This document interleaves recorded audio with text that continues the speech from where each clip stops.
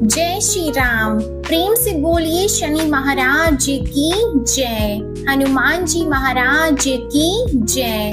ओम नमः शिवाय। प्रिय भक्त जनों, आज आप श्रवण करेंगे न्याय के देवता शनि देव तथा हनुमान जी की बड़ी ही दुर्लभ कथा। पुराणों के अनुसार शनि देव का एक नाम कृष्ण भी है। यह नाम स्वयं श्री कृष्ण भगवान ने शनि देव को दिया था। आज के दिन जो भी मनुष्य इस व्रत को करता है या कथा का श्रवण करता है, तो उन भक्तों पर शनि देव के साथ साथ हनुमान जी की कृपा भी प्राप्त होती है, क्योंकि शनि दोष से परेशान मनुष्य इस दिन हनुमान जी की कथा को सुनने तथा भजन कीर्तन करने से उनकी सभी प्रकार के ग्रह और साढ़े साती ढैया समाप्त हो जाती है और साथ ही शनि देव की कृपा से भक्तों को रोगों से मुक्ति मिलती है। तो प्रिय भक्त जनों, आइए श्रवण करते हैं दुख दारिद्र्य को दूर करने वाली शनि देव की बड़ी ही दुर्लभ कथा। किसी गांव में एक बहुत ही विद्वान ब्राह्मण रहा करता था। एक दिन रात्रि में उसने सपने में देखा कि एक नीला वस्त्र पहने हुए बहुत ही दिव्य पुरुष उसे कह रहा है कि हे ब्राह्मण देवता, मैं तुझे लगूंगा। अब देखिए, यह सपना उस ब्राह्मण को रोज दिखाई देता। इससे वह परेशान हो गया और दुबला पतला होने लगा। उसका स्वास्थ्य बहुत ही गिरने लगा। एक दिन उसकी पत्नी ने कहा, देखिए, मैं आपको कितना अच्छे से खिलाती पिलाती हूँ, मेवा मिश्री खिलाती हूँ, दूध मलाई खिलाती हूँ, अच्छा भोजन आहार पकाकर खिलाती हूँ, फिर भी आप इतने दुबले पतले क्यों होते जा रहे हैं? इसका क्या कारण है?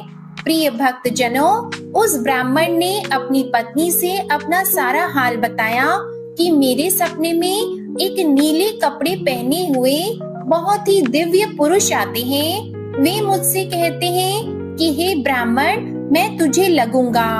अब यही सोचकर मुझे भूख प्यास नहीं लगती, मैं दुबला होता जा रहा हूँ। तब ब्राह्मणी ने कहा, हे पतिदेव, मुझे लगता है कि आपको शनि भगवान दर्शन देते हैं। आपके ऊपर शनि की दशा शुरू होने वाली है, इसलिए आपको वे सचेत करते हैं। अवश्य ही वे शनि महाराज हैं। अब की बार जब दिखें तो आप उनसे कहिएगा कि आप मुझे सिर्फ 1.25 पहर ही लगना। प्रिय भक्त जनों, उसी दिन जब रात्रि होती है तो ब्राह्मण फिर से सोता है और उसके सपने में शनि भगवान दर्शन देते हैं और कहते हैं, हे ब्राह्मण, आज मैं तुम्हें लगूंगा। तब ब्राह्मण ने कहा, हे भगवान, यदि आप लगना ही चाहते हैं तो लग जाइए, लेकिन यह बताइए भगवान, आप कितने दिनों के लिए लगोगे? तब शनि देव ने कहा, हे ब्राह्मण, तुम्हारे ऊपर 7.5 शुरू होने वाली है, मैं तुम पर 7.5 साल के लिए लगूंगा। तब ब्राह्मण ने कहा, क्षमा कीजिए भगवान, इतना भारी तो मुझसे झेला नहीं जाएगा, 7.5 साल बहुत है भगवान। तब शनि देव बोले, अच्छा 5 वर्ष के लिए लगूंगा।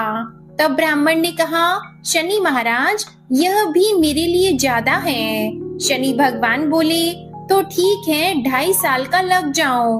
ब्राह्मण ने फिर मना कर दिया। तब शनि देव कहने लगे, 1.25 पहर का लगूंगा तो ठीक रहेगा। प्रिय भक्त जनों, उसे 1.25 पहर की शनि की दशा लग गई। ब्राह्मण ने नींद से उठते ही अपनी पत्नी से कहा, देखो, मेरे 1.25 पहर की शनि की दशा लगी है, इसलिए मैं जंगल जाकर समय बिताऊंगा। तुम मेरे खाने पीने का सारा सामान बांध दो और मेरे पीछे किसी से लड़ना मत, घर में बैठी रहना, बच्चों को भी कहीं मत जाने देना और इस 1.25 पहर में किसी को गाली भी मत सुनाना। ऐसा कहकर ब्राह्मण अपने घर से जंगल की ओर चल दिया। जंगल में ब्राह्मण एक पीपल के पेड़ के नीचे बैठ गया और हनुमान जी का पाठ करने लगा। 1 पहर बीत गया तो ब्राह्मण ने सोचा, बाकी का समय तो रास्ते में ही बीत जाएगा। सुबह वहाँ से चल दिया और रास्ते में चलते हुए उसे एक सब्जी मंडी दिखाई दी। उसने सब्जी मंडी में से एक बड़ा सा कद्दू खरीदा। कद्दू खरीदकर अपने चादर में लपेटकर वहाँ से चल दिया। तभी रास्ते में शनि महाराज एक साधु का वेश बदलकर उसके पास आते हैं और कहते हैं, तुम्हारे चादर में क्या है? ब्राह्मण ने कहा, हे साधु महाराज, मेरी इस चादर में तो कद्दू है। साधु ने कहा, अच्छा कद्दू है तो दिखाओ। जब ब्राह्मण ने अपना चादर दिखाया तो आश्चर्य, उसमें तो उस राज्य के राजा के बेटे का कटा हुआ सर था।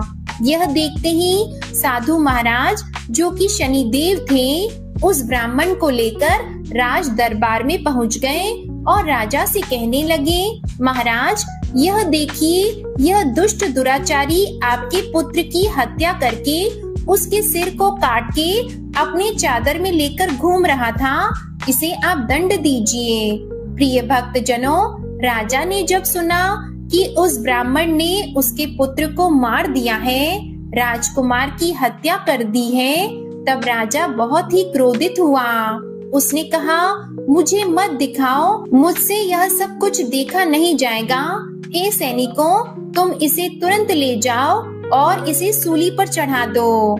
जब नगर में यह समाचार कि राजा के पुत्र का सिर कट चुका है, एक ब्राह्मण ने उसकी हत्या कर दी है, तो नगर में हाहाकार मच गया और उस ब्राह्मण को सैनिक सूली पर चढ़ाने के लिए ले गए। जब फांसी पर चढ़ाने ही वाले थे, तब जैसा कि नियम होता है, मरने वाले से उसकी अंतिम इच्छा को पूछा जाता है, तो सैनिकों ने भी ब्राह्मण के अंतिम इच्छा को पूछा। सैनिकों ने कहा, हे ब्राह्मण, बताओ तुम्हारी अंतिम इच्छा क्या है? भक्त जनों, ब्राह्मण ने सोचा कि यदि किसी प्रकार कुछ समय तक के लिए फांसी रुक जाए तो शनि की दशा का 1.25 पहर पूरा हो जाएगा। यह सोचकर उसने कहा, भाई, मैं बचपन से नित्य बालाजी की कथा कहता और सुनता आया हूँ। आज मरने से पहले अंतिम बार कथा कह लेने दो। अब क्या था? फांसी देने वाले सैनिकों ने उसकी आखिरी इच्छा पूर्ण होने तक फांसी को रोक दिया। कहानी कहते कहते 1.25 पहर पूरा हो गया। शनि की दशा खत्म हो गई। अब इधर देखिए, राजा का जो पुत्र था राजकुमार, वह जंगल से शिकार खेलकर वापस राजमहल में आ गया। राजमहल में राजकुमार को देखते ही राजा बड़ा ही प्रसन्न हुआ, लेकिन मन ही मन उसे डर भी लगा। यदि उस निर्दोष ब्राह्मण को फांसी चढ़ा दिया गया होगा तो ब्राह्मण हत्या का दोष लग जाएगा। अब क्या था? राजा ने 2 घुड़सवार को जल्दी से फांसी घर की तरफ दौड़ाया और ब्राह्मण को आदर सहित दरबार में आने का हुक्म दिया। ब्राह्मण राज दरबार में उपस्थित हुआ तो राजा ने क्षमा याचना मांगते हुए कहा कि आपके बगल में जो चादर है उसे खोल कर दिखाओ। राजा की आज्ञा के अनुसार ब्राह्मण ने चादर खोली तो उसमें कद्दू था। राजा ने ब्राह्मण को बहुत सा धन दिया और पूछा, हे ब्राह्मण देवता, मुझे यह समझ में नहीं आया, इस सब के पीछे रहस्य क्या है? यह सब क्यों हुआ? आखिर यह सब था क्या? तब ब्राह्मण ने कहा, हे महाराज, मुझे 1.25 पहर की शनि की दशा लगी थी, इसलिए यह सब कुछ हुआ। राजा ने कहा, हे ब्राह्मण, शनि देव की दशा किस प्रकार टलती है? ब्राह्मण ने कहा, हे राजन, यदि राजा या सेठ को यह दशा लगती है तो काला हाथी या काला घोड़ा दान करना चाहिए। गरीब को शनि की दशा लगती है तो पीपल की पूजा करनी चाहिए और शनि की कहानी सुननी चाहिए। तिल, तेल और काला उड़द आदि का दान करें। काले कुत्ते को तेल चुपड़ी रोटी खिलाएं तो शनि की दशा उतर जाएगी। अब देखिए, राजा ने उस ब्राह्मण को कद्दू वापस किया। अब घर आकर ब्राह्मण ने कद्दू अपनी पत्नी को दिया। जब उसकी पत्नी ने सब्जी बनाने के लिए उस कद्दू को काटा तो उसके बीजों की जगह हीरे मोती निकलने लगे।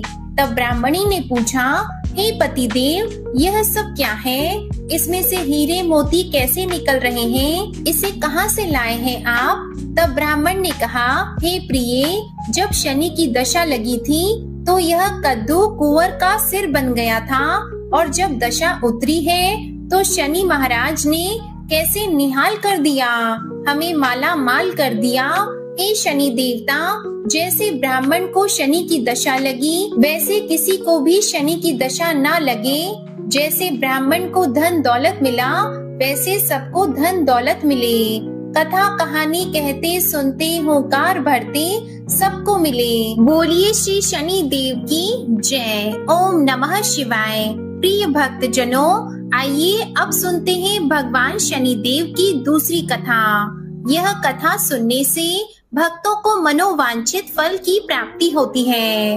नर्मदा नदी के किनारे एक गांव में बहुत ही बड़े साहूकार का परिवार निवास करता था। साहूकार की मृत्यु हो चुकी थी। घर में साहूकारनी और उसके 2 बेटे, एक बड़ी बहू थी। साहूकारनी का छोटा बेटा मानसिक रोग से ग्रस्त था। उसकी मानसिक स्थिति ठीक नहीं थी। साहूकारनी की बड़ी बहू तारा को विवाह के कई वर्ष बीत गए थे, पर अभी तक उसे संतान नहीं हुई थी। तारा को सदैव यही भय था कि कहीं उसके पति संतान पाने के लिए दूसरा विवाह ना कर ले। यदि उसके पति ने दूसरा विवाह कर लिया तो उसे सौतन का दुख सहना पड़ेगा।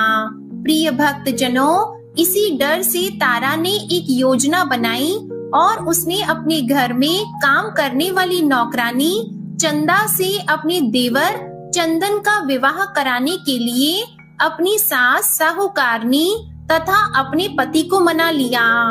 चंदा स्वभाव से बड़ी ही दयालु तथा कृष्ण भक्त थी। वह बचपन से ही उसी साहूकार के घर काम करती थी। उसका अपना कोई नहीं था। अब चंदा का विवाह मानसिक रोगी चंदन से करा दिया गया। कुछ साल बाद चंदा ने एक सुंदर पुत्र को जन्म भी दिया, किंतु चंदा की जेठानी तारा ने चंदा का बच्चा छीन लिया और उसे घर से धक्के मारकर बाहर निकाल दिया। और तारा ने अपने पति को भी अपने पक्ष में कर लिया। बेचारा चंदन तो मानसिक रोगी था, वह कर भी क्या सकता था, और वह साहूकारनी चाह कर भी कुछ न कर सकी। प्रिय भक्त जनों, दरअसल यह तो तारा की चाल थी। उसने तो कभी चंदा को अपनी देवरानी माना ही नहीं। वह तो सिर्फ चंदा से उसका बच्चा लेना चाहती थी ताकि उसे पाल पोस कर अपना नाम दे सके। अब देखिए, चंदा के बार बार रोने गिड़गिड़ाने पर भी तारा नहीं मानी और उसे उस गांव से ही निकाल दिया। अब चंदा गांव गांव भटकने लगी। भटकते भटकते वह कृष्ण जी के एक पुराने मंदिर में पहुंच गई। वहीं पर उसने प्रभु से न्याय की गुहार लगाई। वह अपना सर भगवान की चौखट पर पटकने लगी और लगातार ओम कृष्णाय नमः मंत्र का जाप भी करती रही। प्रिय भक्त जनों, उस स्त्री की करुण पुकार न्याय के देवता शनि देव ने सुनी तथा भगवान श्री कृष्ण के आदेश से तुरंत चंदा के पास उपस्थित हो गए और साधारण मनुष्य का रूप धारण करके उसे अपने आप को कष्ट ना पहुंचाने के लिए कहा और कहा, हे बहन, तुम भगवान श्री कृष्ण पर विश्वास रखो और ओम श्री कृष्णाय नमः मंत्र का जाप करती रहो। तुम्हारा अवश्य ही कल्याण होगा। तुम्हारे जो भी दुख हैं, सब भगवान श्री कृष्ण हर लेंगे और शनि देव की कृपा से तुम्हारा मंगल होगा। यह सुनकर चंदा भगवान श्री कृष्ण की आराधना में लग जाती है और शनि देव का ध्यान करते हुए ओम कृष्णाय नमः मंत्र का जाप करने लगी। अब शनि देव एक साधु का वेश बदलकर साहूकार के घर पहुंच गए और अलख निरंजन का अलख जगाने लगे। तब घर से बाहर साहूकारनी निकली और उसने भिक्षा देकर उन्हें प्रणाम किया। तब साधु रूपी शनि देव ने कहा, हे देवी, मैंने सुना है आपके घर में कोई मानसिक रोगी है। मैंने 7 सालों से हिमालय के जंगलों में भटकते हुए बहुत ही दुर्लभ जड़ी बूटी इकट्ठी की है, जो हर प्रकार के रोगों को समाप्त कर देती है। यदि आप कहें तो मैं आपके घर के मरीज को ठीक कर सकता हूँ। प्रिय भक्तजनों, उस साहूकारनी ने कहा, हे महात्मा, अहो भाग्य जो आप यहाँ पधारे। हाँ महाराज जी, मेरा छोटा बेटा जो कि दिमागी रूप से बीमार है, आप उसे ठीक कर दीजिए। आप जो चाहेंगे मैं वह आपको दूंगी। आइए, घर के अंदर आइए। साहूकारनी ने अपने बेटे चंदन को साधु महाराज को दिखाया, जो अब चंदा के चले जाने से बहुत ही दुखी था। साधु महाराज ने अपने कमंडल से जल निकालकर उसे अभिमंत्रित करके चंदन को पीने के लिए दिया। उस जल को पीते ही चंदन बिल्कुल ठीक हो गया और साधु महाराज ने तारा को भी बहुत समझाया कि वह चंदा का बच्चा उसे वापस कर दे और अपनी गलती को स्वीकार कर ले, किंतु नहीं मानी। वह तो उल्टे ही साधु महाराज को डांटने लगी, यहाँ तक कि चंदन के ठीक होने से उससे ईर्ष्या करने लगी। इस बात से रुष्ट होकर भगवान शनिदेव की दशा तारा को लग गई और वह मानसिक रोगी हो गई। उसका एक हाथ लकवा से ग्रस्त हो गया। साधु महात्मा के बताए अनुसार चंदन अपनी पत्नी चंदा को घर ले आया और अपनी पत्नी, बच्चे और माँ के साथ हंसी खुशी जीवन व्यतीत करने लगा। प्रिय भक्तजनों, तारा को शनिदेव ने उसके कर्मों का फल दिया और चंदा के सिर्फ ओम कृष्णाय नमः मंत्र का जाप करने से उस पर कृपा बरसाई और उसका बच्चा, पति, परिवार वापस मिल गया। उसका पति भी स्वस्थ हो गया। जय शनिदेव, जय जय शनिदेव। ओम नमः शिवाय। प्रिय भक्तजनों, साढ़े साती क्या होती है, इससे लोग क्यों डरते हैं? यह सही है कि साढ़े साती के समय व्यक्ति को कठिनाइयों और परेशानियों का सामना करना पड़ता है, किंतु इससे डरने और घबराने की कोई बात नहीं। इसमें कठिनाई और मुश्किल हालात जरूर आते हैं, परंतु इस समय व्यक्ति को कामयाबी भी मिलती है। बहुत से व्यक्ति साढ़े साती के प्रभाव से सफलता की ऊंचाइयों पर पहुंच जाते हैं। साढ़े साती व्यक्ति को कर्मशील बनाता है और उसे कर्म की ओर ले जाता है। अभिमानी, हठी और कठोर व्यक्तित्व वाले व्यक्ति से यह काफी मेहनत करवाता है। साढ़े साती के 3 चरण होते हैं। साढ़े साती का पहला चरण नजदीकी रिश्तेदारों और जातक को प्रभावित करता है। साढ़े साती का दूसरा चरण व्यापार और गृहस्थी को प्रभावित करता है। साढ़े साती का तीसरा चरण परिवार और स्वास्थ्य को प्रभावित करता है। भगवान शनिदेव न्याय के देवता हैं। ये कभी भी किसी को ऐसे ही दंड नहीं देते। यदि दंड देते हैं तो उसे उसके साथ बहुत ही बड़ी शिक्षा भी देते हैं। जैसे एक माता अपने पुत्र की गलती पर उसे दंड देती है, उसकी भलाई के लिए, उसे सही मार्ग पर जाने के लिए, ठीक वैसे ही शनिदेव कर्म और न्याय के पथ पर चलने के लिए मनुष्य को दंड देते हैं, ताकि वह डर कर आगे ऐसा कार्य ना करे और अपने जीवन को सरल और सार्थक बनाए। भगवान शनिदेव तो न्याय की मूर्ति हैं। इनकी पूजा और भक्ति करके व्यक्ति धन ऐश्वर्य से संपन्न हो जाता है और सफलता की नई ऊंचाइयों को छूता है, जीवन में तरक्की करता है, घर में सुख समृद्धि वैभव का आगमन होता है और व्यक्ति का जीवन बड़ा ही सुखमय हो जाता है। शनिदेव भगवान को प्रसन्न करने के लिए शनिवार के दिन पीपल के पेड़ के नीचे शाम को दिया अवश्य जलाएं और कुत्ते को तेल से चुपड़ी रोटी खिलाएं। शनिवार को जल में तिल डालकर पीपल को चढ़ाएं। इससे शनिदेव अत्यंत प्रसन्न होते हैं और ओम कृष्णाय नमः महामंत्र का जाप भी करें। ओम गंग गणपतये नमः। अब सुनिए हनुमान जी की कथा।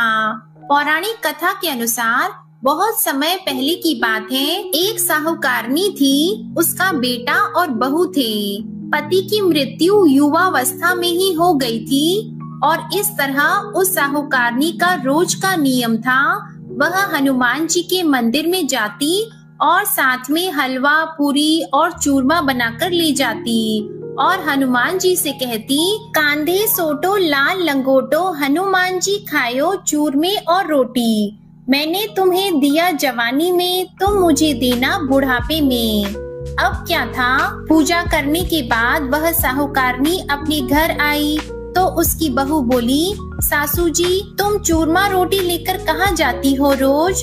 वह साहूकारनी बोली, मैं बालाजी के मंदिर में जाती हूँ। वह बोली, मंदिर में तो नहीं जाती हैं आप, हमें तो लगता है आप अपने खाने के लिए रोज चूरमा और हलवा बनाती हैं और चोरी चुपके जाकर कहीं खा लेती हैं। प्रिय भक्तजनों, सास अपनी बहू की बातें सुनती है तो भी कुछ नहीं बोलती और उसका मन बड़ा ही दुखी होता है। उसे यह दुख होता है कि वह भगवान की भक्ति करती है और उसकी बहू उसे चटोरी कह रही है। अब क्या था, दुख के मारे वह जाकर अपने कमरे में सो जाती है। सोते सोते 5 दिन हो गए।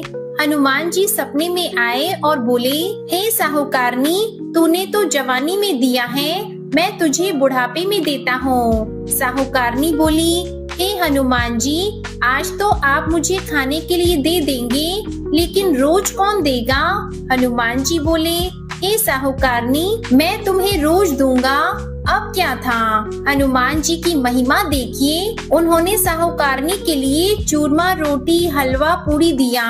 साहूकारनी चुपचाप चूरमा रोटी खा लेती है। इसी प्रकार 5-6 दिन बीतते हैं और धीरे धीरे बहू के घर में से अचानक अनाज इत्यादि खत्म होने लगते हैं। उसके पास कुछ नहीं रहता, सब चीज में घाटा पड़ गया। बहू ने सोचा, सास को 7 दिन हो गए हैं, मैंने तो उन्हें खाने को कुछ दिया भी नहीं, देखो तो कैसी है। अब देखिए, बहू अपनी सास के कमरे में जाकर देखती है तो उसने क्या देखा कि उसकी सास तो अच्छी भली मोटी ताजी है। बहू बोली, सासू जी, मैंने तुम्हें खाने को भी नहीं दिया और तुम क्या खाती हो, इतनी स्वस्थ और मोटी ताजी हो। सास बोली, मुझे तो हनुमान जी मीठी मीठी हलवा और रोटी दे जाते हैं, मैं वही खाती हूँ। अब क्या था, बहू सास के पैर में गिर गई, उसे पछतावा हुआ। वह बोली, हे सासू माँ, हम तो तुम्हारे भाग्य का खाते हैं, हमारे घर में तो कुछ भी नहीं रहा। मैंने आपको खाना नहीं दिया, मैंने आपकी भक्ति को झूठा समझा, आपको चटोरी समझा, इसलिए भगवान ने मुझे दंड दिया। 7 दिन के अंदर ही हमारे घर से अनाज धन इत्यादि समाप्त हो गया। हे सासू माँ, अब आप ही सब कुछ संभालो, मुझे आपकी भक्ति पर विश्वास हो गया। आपने हनुमान जी को भोग लगाया जवानी में और हनुमान जी ने आपको वही भोग बुढ़ापे में लौटाया है। आपका पेट भरा, हनुमान जी की महिमा अपार है, कोटि कोटि प्रणाम है। प्रिय भक्तजनों, अब क्या था, उस सास ने खुशी खुशी घर की सारी जिम्मेदारी संभाल ली और सास यानी कि वह साहूकारनी हनुमान जी को रोज चूरमा रोटी हलवा पूरी खिलाया करती, हलवा पूरी चढ़ाया करती थी। फिर घर में बहुत बरकत हुई और खूब धन धान्य आने लगा। हे हनुमान जी महाराज, हे बालाजी महाराज, जैसे आपने उस साहूकारनी को दिया वैसा सबको देना, सबके घर में अन्न धन के भंडार भरे रखना, सबका भला और मंगल करना। इस कथा कहानी को कहने सुनने वाले तथा होकारा भरने वाले सभी को देना। बजरंग बली हनुमान जी की जय। ओम नमः शिवाय। प्रिय भक्तजनों, दूसरी कथा है मंगल देवता की कथा। एक नगर में एक वृद्धा रहती थी, उसका एक ही पुत्र था। उस वृद्धा की हनुमान जी पर बहुत गहरी आस्था थी। वह हर मंगलवार का व्रत रखती थी और हनुमान जी की पूजा आराधना करती थी। एक बार हनुमान जी ने अपनी भक्तिनी उस वृद्ध महिला की श्रद्धा का परीक्षण करने का विचार किया। हनुमान जी साधु का वेश धारण कर वृद्धा के घर गए और पुकारने लगे कि है कोई हनुमान भक्त जो हमारी इच्छा पूर्ण करे। तब आवाज उस वृद्धा के कान में पड़ी। पुकार सुनकर वृद्धा जल्दी से बाहर आई और साधु को प्रणाम कर बोली, आज्ञा महाराज। हनुमान वेशधारी साधु बोले, मैं भूखा हूँ, भोजन करूँगा, तुम थोड़ी सी जमीन लीप दो। वृद्धा दुविधा में पड़ गई। अंततः हाथ जोड़कर बोली, महाराज, लीपने और मिट्टी खोदने के अतिरिक्त आप कोई दूसरी आज्ञा दें, मैं अवश्य पूर्ण करूंगी। साधु ने 3 बार प्रतिज्ञा कराने के बाद कहा, तू अपने बेटे को बुला, मैं उसकी पीठ पर आग जलाकर भोजन बनाऊंगा। यह सुनकर वृद्धा घबरा गई, परंतु वह प्रतिज्ञाबद्ध थी। उसने अपने पुत्र को बुलाकर साधु को सौंप दिया। साधु वेशधारी हनुमान जी ने वृद्धा के हाथों से ही उसके पुत्र को पेट के बल लेटाया और उसकी पीठ पर आग लगवा दी। आग जलाकर दुखी मन से वृद्धा अपने घर में चली गई। इधर भोजन बनाकर साधु ने वृद्धा को बुलाकर कहा कि उनका भोजन बन गया है, तुम अपने पुत्र को पुकारो ताकि वह भी आकर भोग लगा ले। इस पर वृद्धा बोली, उसका नाम लेकर मुझे और कष्ट न दें। लेकिन जब साधु महाराज नहीं माने तो वृद्धा ने अपने पुत्र को आवाज लगाई। वह अपनी माँ के पास आ गया और अपने पुत्र को जीवित देखकर वृद्धा को बहुत आश्चर्य हुआ। वह साधु के चरणों में गिर पड़ी। तब हनुमान जी अपने वास्तविक रूप में प्रकट हुए और वृद्धा को भक्ति का आशीर्वाद दिया। तो प्रेम से बोले, शंकर भगवान की जय हो, बजरंग बली की जय हो। प्रिय भक्त जनों, अब सुनिए हनुमान जी की तीसरी कथा। पौराणिक कथा के अनुसार ऋषि नगर में केशवदत्त नामक एक ब्राह्मण अपनी पत्नी सावित्री के साथ रहते थे। केशवदत्त के घर में धन संपत्ति की कोई कमी नहीं थी। नगर में सभी केशवदत्त का सम्मान करते, लेकिन केशवदत्त संतान नहीं होने से बहुत चिंतित रहता था। दोनों पति पत्नी हर मंगलवार को हनुमान जी की पूजा करते। विधिवत मंगलवार का व्रत करते हुए वर्षों बीत गए। ब्राह्मण बहुत निराश हो गया, लेकिन उसने व्रत करना नहीं छोड़ा। कुछ दिनों बाद केशवदत्त हनुमान जी की पूजा करने के लिए जंगल में चला गया। उसकी पत्नी सावित्री घर में रहकर मंगलवार का व्रत करने लगी। दोनों पति पत्नी पुत्र प्राप्ति के लिए मंगलवार का विधि पूर्वक व्रत करने लगे। सावित्री ने अगले मंगलवार को व्रत किया, लेकिन किसी कारणवश उस दिन सावित्री हनुमान जी को भोग नहीं लगा सकी और उस दिन वह सूर्यास्त के बाद भूखी ही सो गई। काम की अधिकता के कारण उससे यह भूल हो गई थी। अगले मंगलवार को हनुमान जी को भोग लगाए बिना उसने भोजन नहीं करने का प्रण कर लिया। अब क्या था, 6 दिन तक भूखी प्यासी रही। 7वें दिन मंगलवार को सावित्री ने हनुमान जी की पूजा की, लेकिन तभी भूख प्यास के कारण सावित्री बेहोश हो गई। हनुमान जी ने उसे सपने में दर्शन देते हुए कहा, उठो पुत्री, मैं तुम्हारी पूजा से बहुत प्रसन्न हूँ। तुम्हें सुंदर और सुयोग्य पुत्र होने का वर देता हूँ। यह कहकर हनुमान जी अंतर ध्यान हो गए। उसी समय सावित्री ने उठकर हनुमान जी को भोग लगाया, स्वयं भोजन किया। हनुमान जी की अनुकंपा से सावित्री ने एक सुंदर शिशु को जन्म दिया। मंगलवार को जन्म लेने के कारण उस बच्चे का नाम मंगल प्रसाद रखा गया। अब देखिए, कुछ दिनों बाद सावित्री का पति केशवदत्त घर लौट आया। उसने मंगल प्रसाद को देखा तो सावित्री से पूछा, यह सुंदर बच्चा किसका है? सावित्री ने प्रसन्न होते हुए कहा कि मुझे हनुमान जी ने दर्शन दिए हैं और पुत्र प्रदान करने की सारी कथा अपने पति से कह सुनाई। लेकिन केशवदत्त को उसकी बातों पर विश्वास नहीं हुआ। उसके मन में पता नहीं कैसे यह कलुषित विचार आ गया कि सावित्री ने उसके साथ विश्वासघात किया है। अपने पापों को छुपाने के लिए सावित्री झूठ बोल रही है। केशवदत्त ने उस बच्चे को मार डालने की योजना बनाई। एक दिन केशवदत्त स्नान करने के लिए कुएं पर गया। मंगल प्रसाद भी उसके साथ था। केशवदत्त मौका देखकर मंगल देव को कुएं में फेंक दिया और घर आकर बहाना बना दिया कि मंगल तो कुएं पर मेरे साथ पहुंचा ही नहीं। केशव दत्त के इतना कहने के ठीक बाद मंगल दौड़ता हुआ घर में आ गया। केशव दत्त मंगल को देखकर बुरी तरह हैरान हो गया।